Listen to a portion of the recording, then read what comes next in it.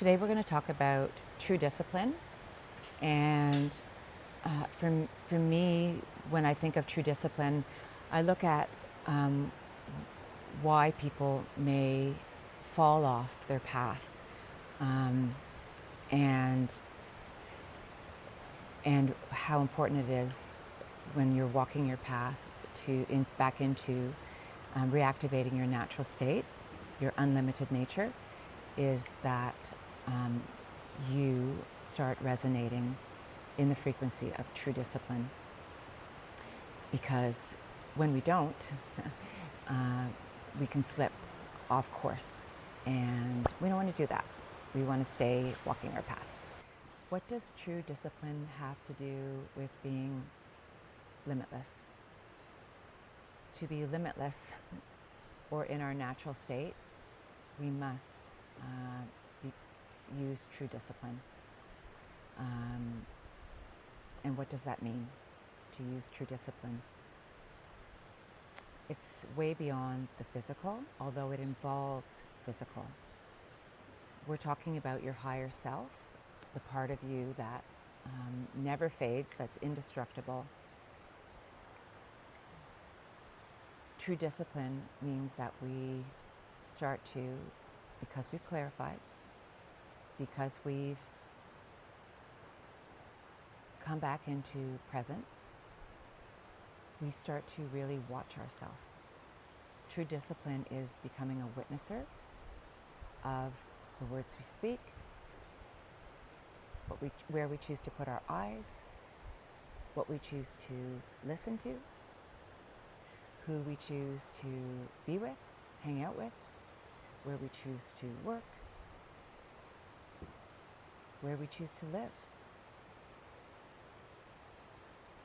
Every area of our life, we start to watch, witness, and edit.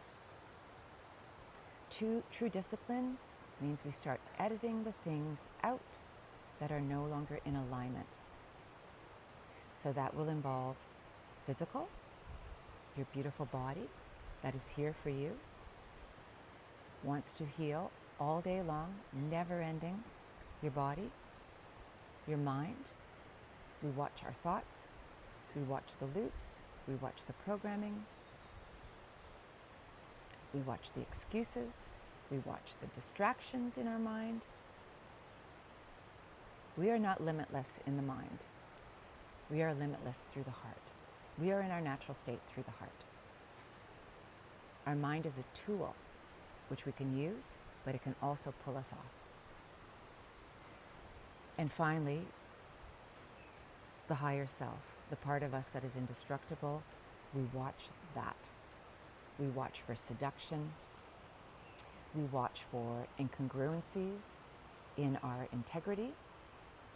Are we saying something and doing something else? I've seen so many teachers, healers, leaders say something and do something very differently. But as we clarify, we start to really be able to see that within ourselves, and we start to see that within others. And we have to apply it. True discipline is applying it. That's the key. To see it, to understand it, and then to apply it. So if you fall backwards, does that mean you're weak? Maybe yes, maybe no.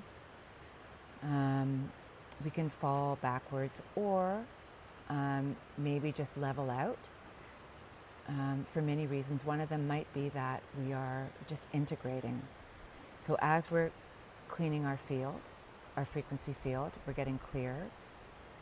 We're actually moving a lot.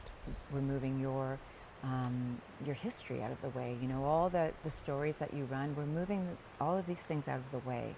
All of your traumas, all of the chaos, we're moving that out of the way so you can become that clear channel for yourself. And so it could be that actually you're just integrating. So sometimes we pull back because we actually need time and space to integrate. And that's very normal. It's like, you know, it's a marathon, it's not a race. Becoming one with our natural state again is It's not a race. It's a lifetime pursuit. So we will have times that we pull back, maybe we pull back into an old relationship or a way we used to, take care of ourselves, or just whatever that might have been, to test it out, to see how it feels. And I can guarantee you, it's not going to feel great. It's not going to feel great to slip back into those spaces, but the thing is that it can be a teacher for us. So we don't judge, we don't kick ourselves for that, but we do see what has happened, and then we need to again bring in that true discipline, which is get ourselves back in position, which is like, hey, that was off course. I see that you tried that again to see if you could make it fit into your life, because it's kind of seductive, and it's warm, and it's what I know, and it's how I've always known. So we get that, but we need to be able to see that this is something that we're creating for ourselves. And if we want to still experience that clarity, that presence, that deep, deep, warm connection with ourselves, we need to edit that and get back on our path. So with true discipline, do I need to do something every day? And what should or would I do? It's not every day, it's every breath. It's every breath. It's every minute. It's every hour. It's everything. Because like I said, we're fine-tuning ourselves. So we're watching, like through the day. So you're making breakfast. What are you thinking about? You're changing your child's diaper. What are you thinking about? You're on a call with a friend. You're looking in the mirror at yourself. What story are you running? It's all day long. It never ends. But it becomes so natural because what's happened, you have activated again your higher self. So that's the natural part. So your higher self is now there with you again. So your higher self, your human body, and your mind clicked in again. So it's not like, oh my gosh, I have to watch myself all day long. No, that's natural. You're just going to watch yourself all day long. You're going to be in that true discipline. You're going to be in that state because of how much clarity you've gained and how much connection you've acquired for yourself, that it won't feel like slogging it out, like you have to watch everything. At the beginning you do though. At the beginning you have to start paying attention. It's like, wait, am I starting to see a pattern here in how I'm speaking to myself? Or am I seeing a pattern when I look in the mirror? Or when I go to exercise, how am I talking to my body? You start seeing these patterns, and that helps you develop, these muscles, these spiritual frequency muscles. We need to develop them. And when we do, it's very natural to just, hey, that didn't feel good. That what I just did there didn't feel good. It's like it'll go automatically. Like I gotta reset that. So in the beginning, when we're practicing too, we reset things. I used to do that all the time. It's like, I didn't like how I just spoke to my son. I'm going to reset that. Hey, could I say it a different way to you? And they'll always give me, because of the way that you ask, they see, oh, this person's trying to improve upon themselves. Yes, try it again. So we try it again, and it feels much more integrity, much more in our authority, and much more disciplined. And we're also modeling that out for other people, that they can do it too. So what's real, true discipline, and what's like empty discipline, or maybe the facade of discipline? So we could, for example, be really disciplined around studying for school. Be really disciplined and memorize, but really kick ourselves, like really abuse ourselves as we do that. Or we could be really disciplined around working out, like using our body and putting our body through the rigors of getting a really strong body. And that to me would be, if it's not connected, if you're not clear and connected to that indestructible part of yourself, it's going to leave you lacking, because it's not the whole pie. You haven't activated your essence. And so you may have, and I see this all the time, you could have a really strong, beautiful body, or you could be very successful, with lots of awards and degrees and all of that stuff because of your discipline. But if you're not connected to who you truly are, it won't feel meaningful. It'll feel partially meaningful, but you won't feel the true essence of what you've accomplished by connecting those three: higher self, mind, and body at one with each other. You will not believe the difference of how that feels when you use discipline. It's loving, it's caring, it is warm, it's soothing. It allows you to really show the world who you are. And it's the greatest teacher you could show other people, that it's like, it's in every action. What do you do every day? How do you show up every day for yourself in all the areas, for your body? You know, how you serve, how you help people, you know, what your routines are, what you put in place. So it's the whole pie. It's everything in true discipline. It's not just one thing or another that will give us something, but we're not balanced that way. You know, this is about becoming balanced again, becoming whole again. And so if, you know, we had a really strong body and yet our relationships sucked and weren't great, or if we were great at relationships and yet we really, you know, didn't take care of ourselves physically, it's out of balance. It's out of balance. And so you're never going to feel the beauty of, you know, your true potential by using that true discipline. So it is an act of love for yourself and for others when you start implementing that in all areas of your life. So how can we use discipline around the body in our favor, like to really help us? And we really can use that as a tool if we already have the discipline in place for actually anything, not just the body. If we have that discipline in place for a variety of things, we can grow that into all areas. We can foster that growth. So for example, we'll just use right now the physical discipline.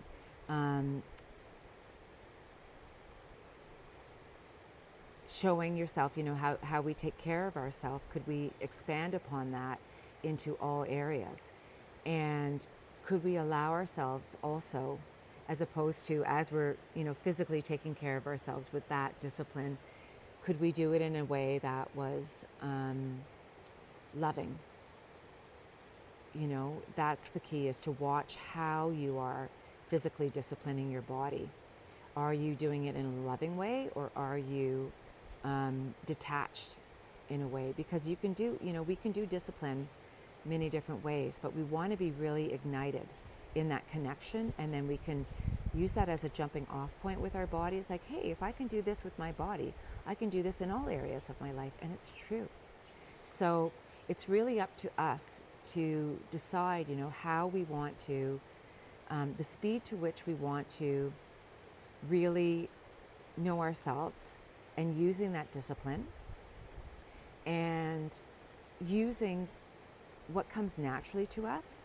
You know, we all have natural gifts, so using that in our favor as a tool. So if we naturally are very, you know, body driven, we can really use that to expedite our shift.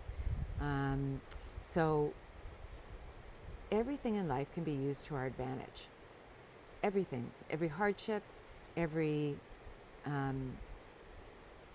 experience that we've had, every challenge that we have right now, it can all be used.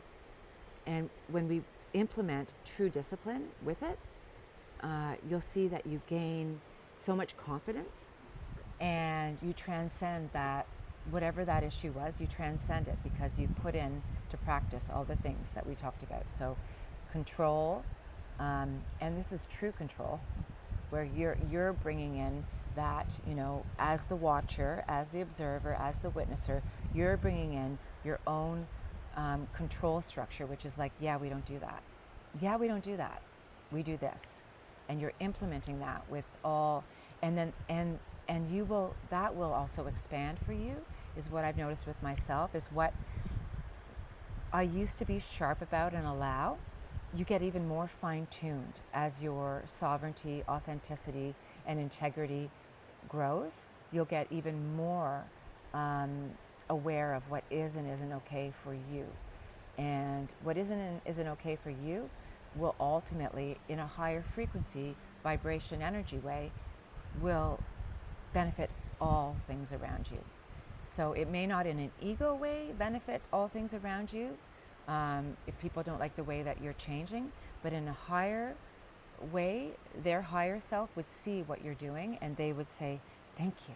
You know, you're showing me that you had that potential all along, and you're showing me what's possible for me too. So we just keep going, and that's what I call that fine tuning.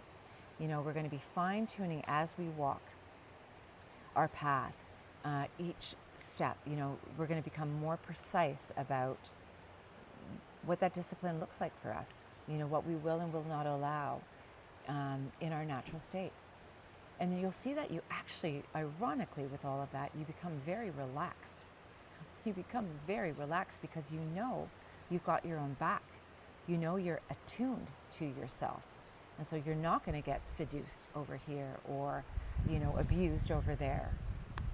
You know, when everyone else is doing something, you're not going to go for it, because you're going to see through it, and you're going to know that it would actually not be for you. It would not be optimum for you in the life that you've decided to live. So things become simpler. They become more organized for you. You'll find that you need less because you are more. We need less when our world has awoken inside. So someone asked, you know, is it like your discipline is, you know, if there's a dial, it's like low on the dial, and so you were really just turning the dial up so we can come into true discipline. But I actually see it as more than that, where we're actually turning up the dial of your frequency. So we're increasing how you generate yourself. So you've become clearer, your frequency rises, your frequency, vibration, and energy, the whole system of who you are, it rises, so that we could say that dial gets turned up, and you're more in the frequency of, you know, unconditional love and peace and autonomy and sovereignty. And so when you have turned up your frequency dial, you will naturally have turned up your ability to hold a lot of discipline in your life. So what if you feel like you have no discipline and don't even know where to start? So we go back to the beginning of this class, this course, and we talk about cleaning up your space. So when we've been brought to our knees because life isn't working out for us, there has to be that spark of, even just a spark of discipline, where it's like, I can't do this anymore. I can't do this anymore.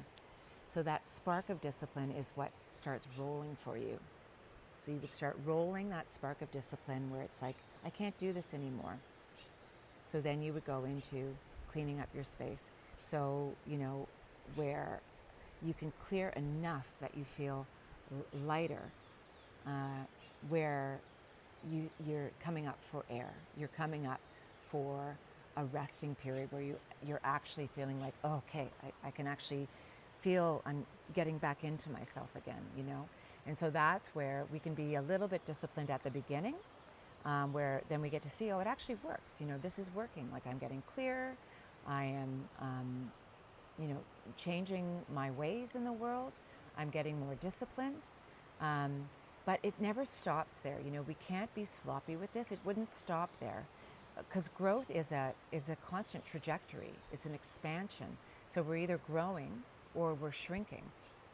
And so you wouldn't want to stop in that after that initial coming off your knees, getting clear and getting a little bit of respite. You would want to keep going.